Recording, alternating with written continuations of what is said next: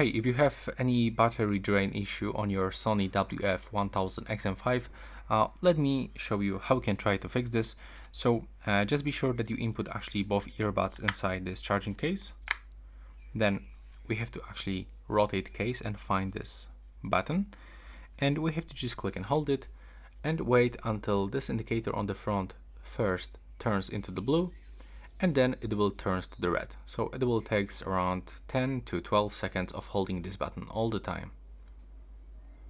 So now we are blue, now we got red color, and just keep holding all the time.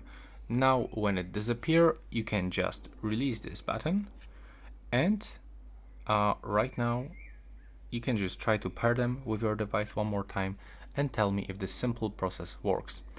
If it doesn't work, I will highly recommend you to take advantage of the warranty. And that's all for this video. Right now, please subscribe to my channel.